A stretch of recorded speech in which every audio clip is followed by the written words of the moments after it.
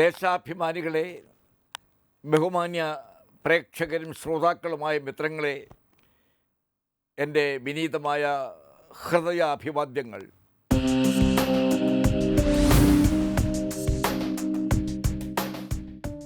കേരളം ദുഃഖത്തിൻ്റെയും ക്ലേശങ്ങളുടെയും കരിനിഴൽ ആഘാതമേറ്റ് പിടയുന്ന ഒരു സാമൂഹ്യ സന്ദർഭമാണ് ഇത്. അപ്രതീക്ഷിതമായ ഒരു സാഹചര്യത്തിൽ ഇടിവെട്ടും പോലെ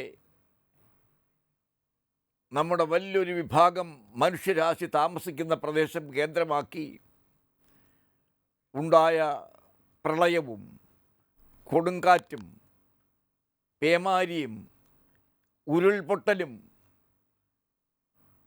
കേരളത്തെ മാത്രമല്ല ഇന്ത്യയെ തന്നെ വല്ലാതെ ഭയചകിതമാക്കുകയും അന്ധാളിപ്പിക്കുകയും ചെയ്തിരിക്കുകയാണ്. വളരെ പെട്ടെന്ന് തൂത്ത് കളയാൻ കഴിയാത്ത ഒരു മഹാമാരിയാണ് നമ്മുടെ നേരെ പ്രകൃതി എറിഞ്ഞു തന്നത്. 400-ലേറെ ആളുകൾ സ്പോട്ടിൽ തന്നെ മരണപ്പെടുകയും കണക്കിൽപ്പെടാത്ത കുറേയേറെ ശവശരീരങ്ങൾ കൂടി പലയിടത്തു നിന്ന് നാം പെറുക്കിയെടുക്കുകയും ചെയ്തുകൊണ്ടിരിക്കുകയാണിപ്പോഴും. ശാരീരിക അവശത സംഭവിച്ച നിരവധി ആളുകളുടെ കഥ വേറെയാണ്. ഉരുൾപൊട്ടൽ എന്ന അപ്രതീക്ഷിത വിപത്തിലൂടെ കേരളത്തിന്, ഇന്ത്യക്ക് ഉണ്ടായിരിക്കുന്ന നഷ്ടം ചെറുതല്ല. പ്രകൃതി ലാവണ്യം തലോടി വളർത്തിയ വയനാട് ദൃശ്യാനുഭവങ്ങൾക്ക് മഹിമ വർദ്ധിപ്പിക്കുന്ന ഒരു മനോഹരമായ പ്രദേശം ആണ്. ആ പ്രദേശമാണ്, അതിൻ്റെ സിംഹഭാഗവുമാണ് താറുമാറായി പോയിരിക്കുന്നത്. അനേകം കുഞ്ഞുങ്ങൾ അനാഥരായി, അനവധി മാതാപിതാക്കൾ അവരുടെ മക്കൾ നഷ്ടപ്പെട്ടതോടെ നിത്യദുഃഖിതരായി.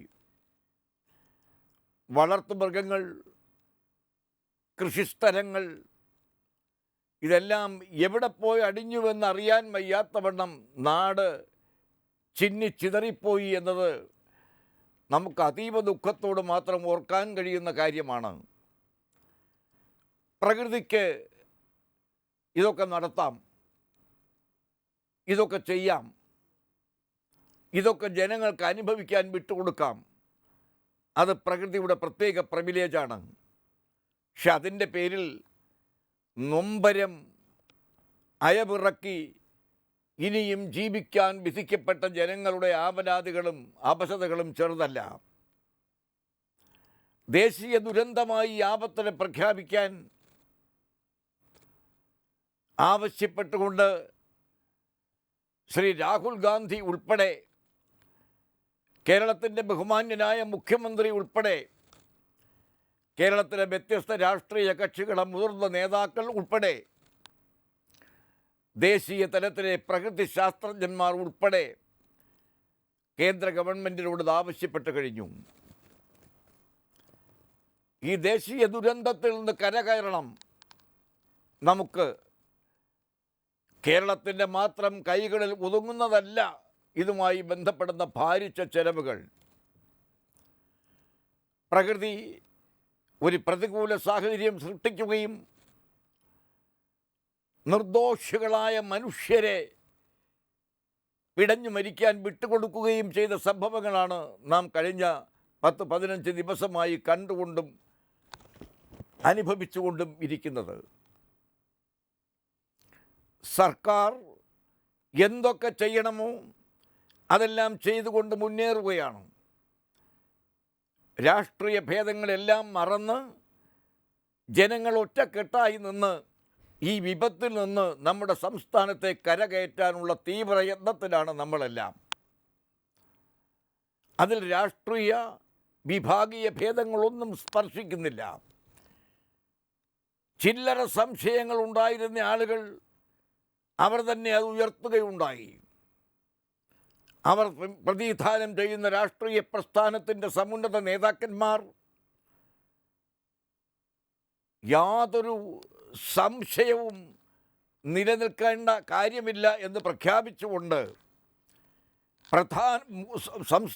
ബഹുമാനപ്പെട്ട സംസ്ഥാന മുഖ്യമന്ത്രി ഈ കാര്യത്തിൽ പ്രഖ്യാപിച്ചിരിക്കുന്ന സമീപനങ്ങൾക്ക് പിന്നിൽ ഉറച്ചു നിൽക്കാനും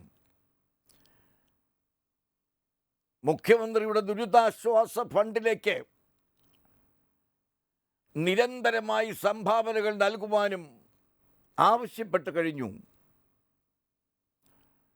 ഏറ്റവും ഒടുവിൽ ഇന്നലെ കേരളത്തിൻ്റെ മുൻ മുഖ്യമന്ത്രി മാത്രമല്ല, ഇന്ത്യയിലെ സമുന്നത കോൺഗ്രസ് നേതാവ് കൂടിയായ ശ്രീ എ കെ ആൻ്റണി അസന്നിഗ്ധമായി പറഞ്ഞു, കേരള മുഖ്യമന്ത്രി ആഹ്വാനം ചെയ്തിരിക്കുന്ന ദുരിതാശ്വാസ ഫണ്ടിലേക്ക് കക്ഷിപക്ഷ ഭേദങ്ങളൊന്നുമില്ലാതെ ഏവരും സംഭാവന ചെയ്യാൻ ബാധ്യസ്ഥരാണ്, അത് ചെയ്യേണ്ടതുമാണ് എന്ന്. ആർക്കെങ്കിലും ഇതെങ്ങനെ ചെയ്യണം, എന്തു ചെയ്യണമെന്നൊക്കെ സംശയമുണ്ടായിരുന്നുവെങ്കിൽ അതേതെങ്കിലും കോൺഗ്രസ്സുകാരെ ആ ചിന്തകൾ അലട്ടിയിരുന്നുവെങ്കിൽ ശ്രീ രമേശ് ചെന്നിത്തല ആവശ്യപ്പെട്ടപ്പോഴും മറ്റ് പല നേതാക്കന്മാരും ആവശ്യപ്പെട്ടപ്പോഴും ചില സംശയങ്ങളൊക്കെ പലർക്കും ഉണ്ടായിരുന്നു. എങ്കിലും എല്ലാ സംശയങ്ങൾക്കും അറുതി വരുത്തിക്കൊണ്ടാണ് സമുന്നത കോൺഗ്രസ് നേതാവായ ശ്രീ എ കെ ആൻ്റണി ഇന്നലെ അസന്നിഗ്ധമായി പറഞ്ഞത്, മുഴുവൻ കോൺഗ്രസ് പ്രവർത്തകരും അവരുടെ പരമാവധി സംഭാവനകളും അവരുടെ പ്രവർത്തനങ്ങളും നാടിൻ്റെ സുരക്ഷയ്ക്ക് വേണ്ടി മുഖ്യമന്ത്രി പ്രഖ്യാപിച്ചിരിക്കുന്ന പദ്ധതികളുടെ പിന്നിൽ അണിനിരക്കണം എന്ന്. നാടിനു വേണ്ടി ചെയ്യാവുന്ന ഏറ്റവും വലിയ ഒരു പ്രഖ്യാപനവും ആഹ്വാനവുമാണ് അത്.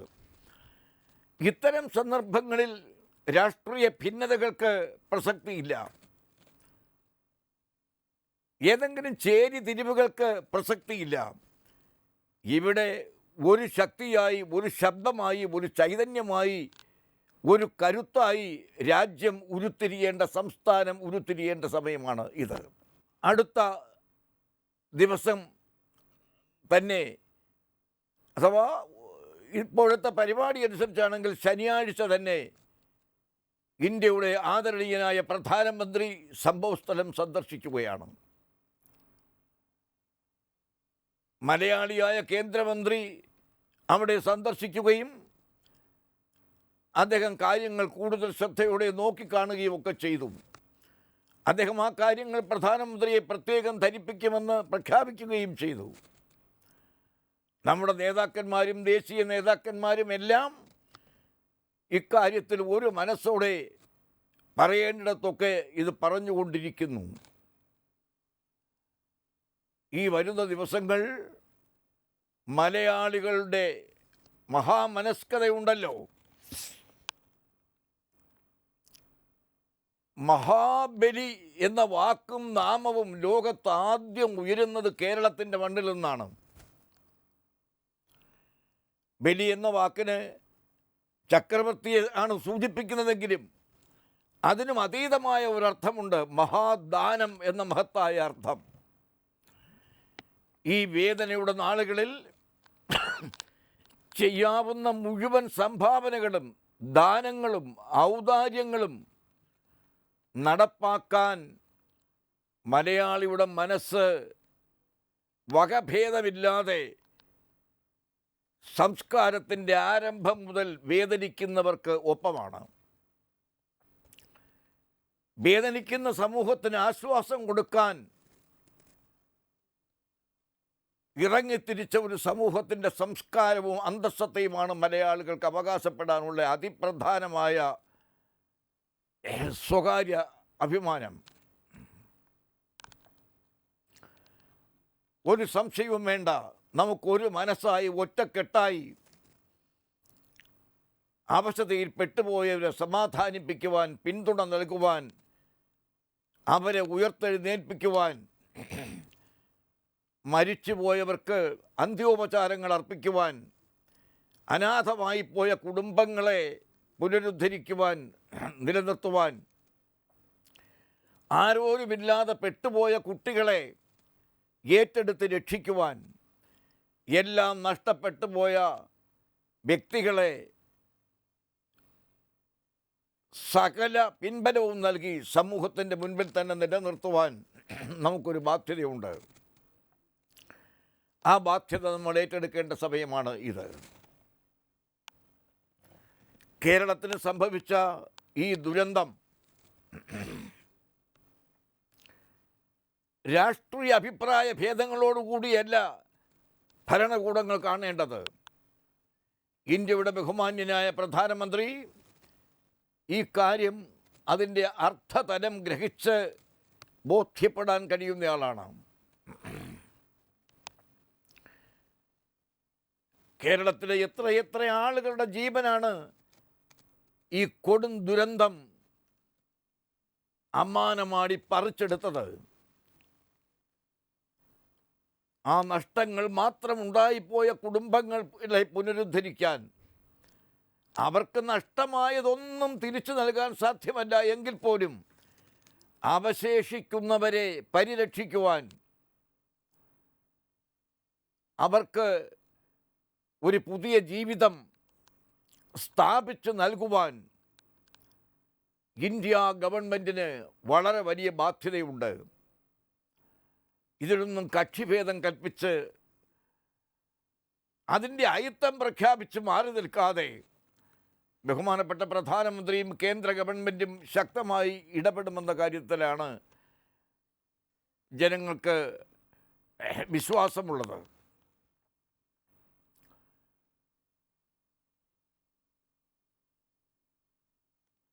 പ്രകൃതി മനോഹരമായിരുന്ന ഒരു സ്ഥലം, കർഷകൻ്റെ മുതൽക്കൂട്ടായ വിഭവങ്ങൾ മുഴുവൻ വിളയിച്ചെടുക്കുന്ന ഒരു കേന്ദ്രം, ധാരാളം ടൂറിസ്റ്റുകളെ പതിവായി ആകർഷിച്ചുകൊണ്ടിരുന്ന ഒരു കേന്ദ്രം, ഔഷധത്തോട്ടങ്ങൾ പോലെ വിലപ്പെട്ട ഔഷധ സസ്യങ്ങളുടെ ഒരു വലിയ കേന്ദ്രം, സകല മഹിമകളുമുള്ള പ്രകൃതി വിഭവങ്ങളുടെ ഒരു സംഭരണി, ഇതൊക്കെയാണ് നമുക്ക് നഷ്ടമായിരിക്കുന്നത്. ഒട്ടേറെ സഹോദരങ്ങളും സഹോദരിമാരും, അവർക്കുണ്ടായ നഷ്ടവും കുടുംബാംഗങ്ങൾ നഷ്ടപ്പെട്ടവരുടെ ദുഃഖവും നമുക്ക് വാക്കുകളിൽ ഒതുക്കാൻ കഴിയുന്നതല്ല. പക്ഷേ ലോകത്തിലെ ഒരു പ്രദേശത്തും നടക്കാത്ത വേഗതയിൽ ഈ ദുരന്ത സങ്കേതത്തെ പ്രത്യാശയുടെയും സമാധാനത്തിൻ്റെയും സങ്കേതമാക്കി മാറ്റാൻ നമ്മുടെ മലയാളികളുടെ ഒരുമയ്ക്കും സ്വരുമിപ്പിനും സാധിച്ചിരിക്കുന്നു.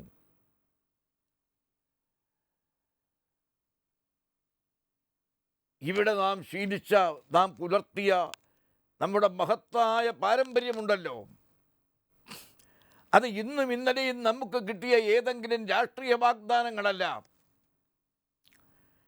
നമ്മുടെ പൂർവഗാമികളായ മഹാരഥന്മാർ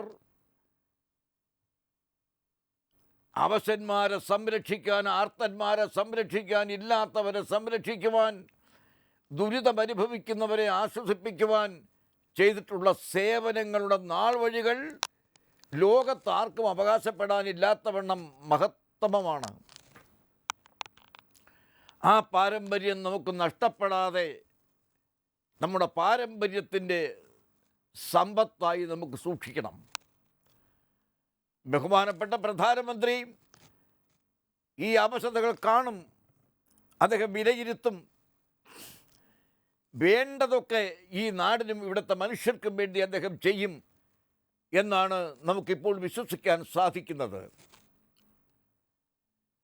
ഒരു ജനതയുടെ ദുരന്തം അതിൻ്റെ അർത്ഥതലങ്ങൾക്ക് ഭ്രംശം വരാതെ വിലയിരുത്താൻ പ്രധാനമന്ത്രിക്ക് സാധിക്കും, നമ്മുടെ മുഖ്യമന്ത്രിക്ക് സാധിക്കും. അധികാരം കൈവശമിരിക്കുന്നവർക്കാണ് കാര്യങ്ങൾ ചെയ്യാൻ കഴിയുന്നത്. അധികാരമില്ലാത്ത സാമാന്യ ജനങ്ങൾ ദുരന്ത തലങ്ങളിൽ ചെയ്ത മഹത്വപൂർണമായ സേവനങ്ങൾ എന്തെന്ന് നമ്മൾ കണ്ടു. പക്ഷേ അതിനൊക്കെ പരിമിതികൾ ഉണ്ട്. പരിമിതിയില്ലാത്തവണ്ണം അവശതയിൽ ആണ്ടവരെ സഹായിക്കാൻ നമ്മുടെ കേന്ദ്ര സംസ്ഥാന ഗവൺമെൻറ്റുകൾക്ക് സാധിക്കട്ടെ എന്ന് ആശിക്കുന്നു, സാധിക്കണം എന്ന് അഭ്യർത്ഥിക്കുന്നു, സാധിക്കാനിടയാകണമേ എന്ന് പ്രാർത്ഥിക്കുന്നു. നമുക്കിതുകൊണ്ട് മാത്രം തീരുന്നില്ല കാര്യം. നമ്മുടെ വാതുക്കൽ വന്നു നിന്ന് ദുർമുഖം കാണിക്കുന്ന ഒരു വലിയ വിപത്തിൻ്റെ നിഴൽ നാം കാണാതെ പോകരുത്. അത് മലയാളികൾക്ക് കാണാപ്പാഠമായ നമ്മുടെ സ്വന്തം സഹോദരങ്ങളായ തമിഴ്നാടിനും കേരളത്തെയും വല്ലാതെ ബാധിക്കുന്ന ഒരു മഹാവിപത്ത് നമ്മുടെ ചുറ്റിലും കറങ്ങി നടക്കുകയാണ്. മുല്ലപ്പെരിയാർ ഡാമിൻ്റെ അവസ്ഥയാണ് നാം ഇക്കാര്യത്തിൽ ഓർക്കേണ്ടത്. നമ്മുടെ പുറം മതിലിന് പുറത്തുകൂടി ചുറ്റിക്കറങ്ങി നമ്മുടെ വാതായനങ്ങളിൽ എത്തി നോക്കി നിൽക്കുന്ന ഒരു ഭീഭത്സ പ്രതിഭാസമുണ്ട്, സത്വമുണ്ട്. അങ്ങനെ ആയിരിക്കുന്നു നമ്മെ അനുഗ്രഹിക്കാൻ ആരംഭിച്ച മുല്ലപ്പെരിയാറിൻ്റെ ഇപ്പോഴത്തെ അവസ്ഥ. തിരുവിതാംകൂറിൻ്റെ വകയായ പെരിയാറിൻ്റെ ഭാഗങ്ങളായ മുല്ലയാറും പെരിയാറും കൂടി ചേരുന്നിടത്ത് തിരുവിതാംകൂറിൻ്റെ മണ്ണിൽ സമാരംഭിച്ച മുല്ലപ്പെരിയാർ ഡാം ഇന്ന് കേരളത്തിനും തമിഴ്നാടിനും ഒരു ഭീഷണിയായി നിൽക്കുകയാണ്. ബ്രിട്ടീഷുകാർ ഇന്ത്യ ഭരിച്ചിരുന്ന കാലത്ത് അവരുടെ അധികാര ഖഡ്ഗത്തിൻ്റെ കൂർപ്പ് നോക്കി, മുന നോക്കി, അതിൻ്റെ മൂർച്ച നോക്കി അതിനെ ആദരിക്കുകയും ആ മൂർച്ചകളെ ഒന്നും അങ്ങനെ വകവയ്ക്കാത്ത പാരമ്പര്യമുള്ള തിരുവിതാംകൂർ അവരുടെ അഭിപ്രായം പറയുകയും ചെയ്തതാണ് ഈ ഡാമിൻ്റെ ചരിത്രവുമായി ബന്ധപ്പെട്ട് നിൽക്കുന്ന പഴയ കഥകൾ. ബ്രിട്ടീഷ് ഭരണകാലത്ത് നാട്ടുരാജ്യങ്ങളും ബ്രിട്ടീഷ് ഭരണകൂടവും ഒക്കെ ആലോചിച്ച് ഉണ്ടാക്കിയിട്ടുള്ള കരാറുകൾ എല്ലാം ഇന്ന് ഇന്ത്യയിലെമ്പാടും റദ്ദാക്കപ്പെട്ടിട്ടുണ്ട്. ബ്രിട്ടീഷ് ഭരണകാലത്ത് അവർ അവരുടെ താൽപ്പര്യ സംരക്ഷണത്തിന് വേണ്ടി കണ്ണുരുട്ടിയും വാളുയർത്തിയും നടത്തിയെടുത്ത കരാറുകളും തീരുമാനങ്ങളും രാജ്യത്തെമ്പാടും അപ്രസക്തമായിട്ടുണ്ട് നിയമത്തിൻ്റെ മുൻപിൽ. എന്നാൽ അതിനെ ഇന്നും വച്ച് പൂജിക്കുകയാണ് മുല്ലപ്പെരിയാറിൻ്റെ വിഷയത്തിൽ. മുല്ലപ്പെരിയാർ ഡാം നിർമ്മിച്ചത് 50 കൊല്ലത്തെ കാഴ്ചപ്പാടോടുകൂടി കരിങ്കല്ലും സുർക്കിയും ചുണ്ണാമ്പ്, അതായത് നമ്മൾ കുമ്മായം എന്ന് പറയാറുണ്ട്, ചുണ്ണാമ്പും ഉപയോഗിച്ചാണ് അത് കെട്ടിയത്.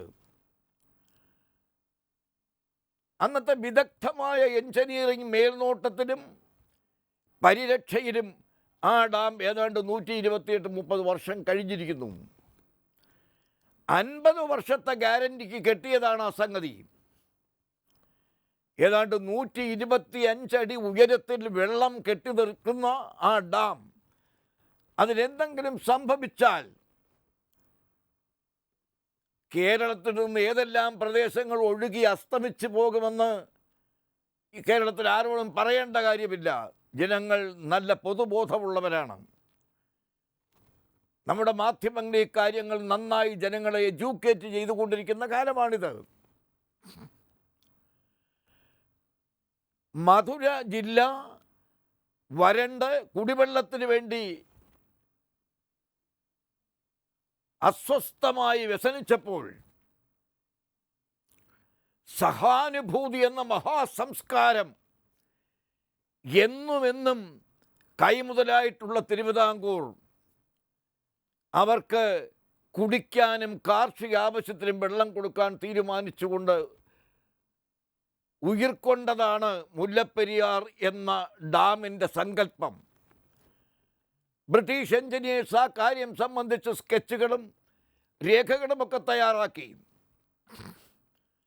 പക്ഷെ തിരുവിതാംകൂറിനെ അസഹ്യപ്പെടുത്തുന്നതാണ് പല വ്യവസ്ഥകളുമെന്ന് കണ്ടപ്പോഴും അതിൻ്റെ ലാഭത്തിൽ ബ്രിട്ടീഷുകാർക്ക് മേന്മ വരുന്നില്ലെന്ന് കണ്ടപ്പോഴും അത് പലപ്പോഴും നിർത്തിവെച്ചു.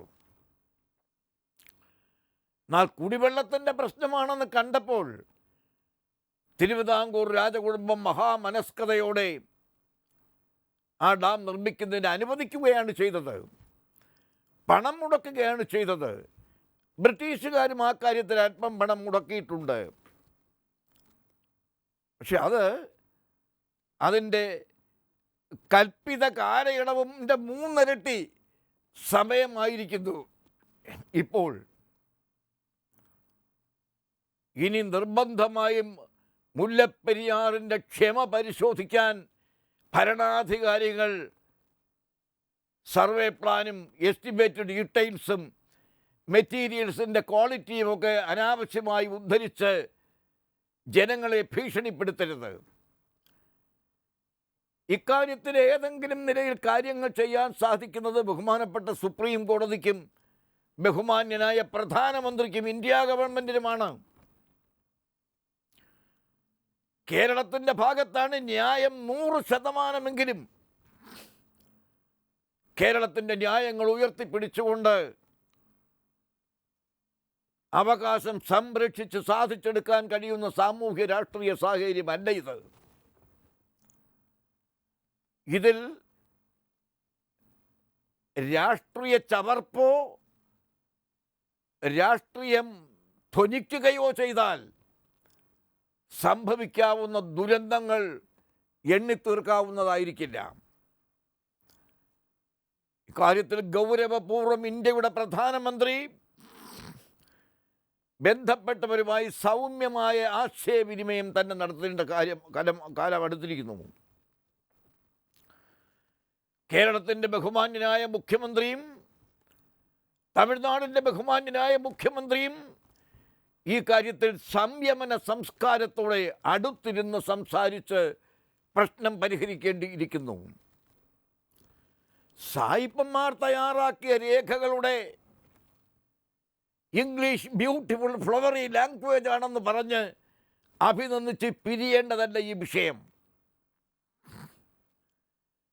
ഇത് തീ തുപ്പുന്ന ദുഃഖങ്ങളുടെ ഖജനാവാണ് ഈ പാക്ട് ഡോക്യുമെൻറ്റും. ഇത് അടിയന്തരമായി പുനഃപരിശോധിക്കേണ്ട സമയമായിരിക്കുന്നു.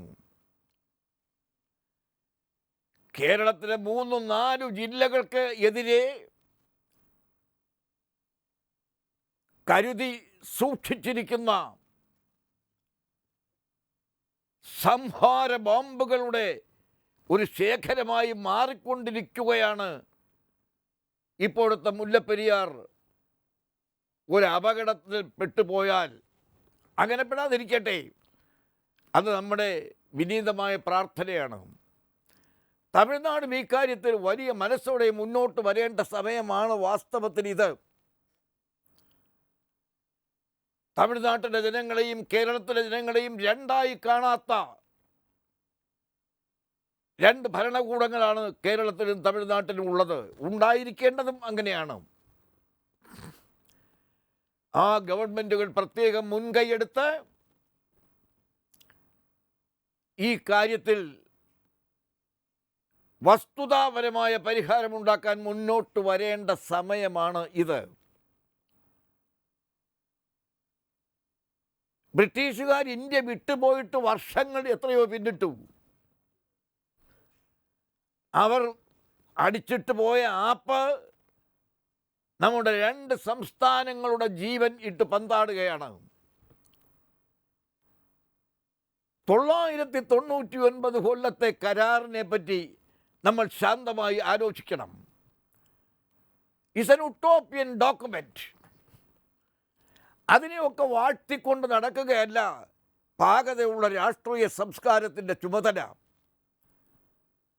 പരിഹരിക്കപ്പെടേണ്ടതും പരിശോധിക്കപ്പെടേണ്ടതും നിർദ്ദിഷ്ടമായി പരിശോധിക്കാനും പരിഹരിക്കാനും ഒരു ഡെമോക്രാറ്റിക് ഗവൺമെൻറ് സാധിക്കണം.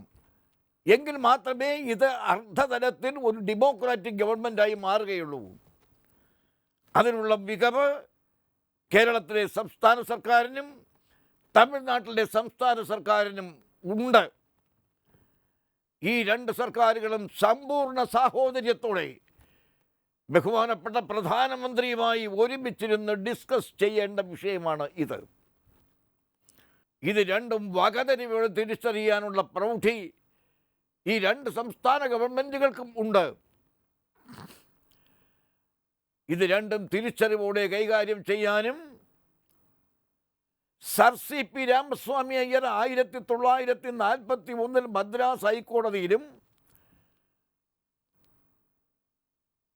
ഇന്ത്യയുടെ വൈസ്രായിയോട് സമർപ്പിച്ച ആ നോട്ട്സ് ഉണ്ട്, ഹിസ്റ്റോറിക്കൽ നോട്ട്സ് ഉണ്ട്. ഈ ഡാം എങ്ങനെയായിരിക്കണം പ്രവർത്തിക്കേണ്ടത്, ഡോക്യുമെൻറ്റ്സ് എങ്ങനെയായിരിക്കണം നിലനിൽക്കേണ്ടത്, കരാറുകൾ സംബന്ധിച്ച വ്യവസ്ഥകൾ എങ്ങനെയായിരിക്കുന്നത്. നിങ്ങൾക്കറിയാം, sir C P Ramaswami Iyer ലോകം കണ്ട അപൂർവം രാജ്യതന്ത്രജ്ഞന്മാരിൽ ഒരാൾ കൂടിയായിരുന്നു.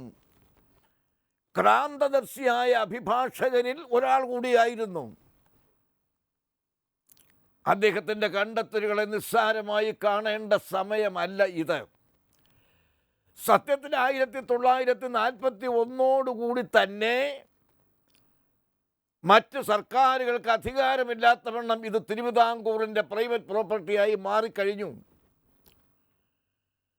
വീണ്ടും അധികാരത്തിൻ്റെ അള്ളിലും ഉള്ളിലും പിടിച്ചുകൊണ്ട് അവകാശവാദം ഉന്നയിച്ച് വരുന്നവരോട് കാര്യം ബോധ്യപ്പെടുത്തി ഈ പ്രതിസന്ധി പരിഹരിക്കാൻ നമ്മുടെ രണ്ട് സംസ്ഥാന ഗവൺമെൻറ്റുകളും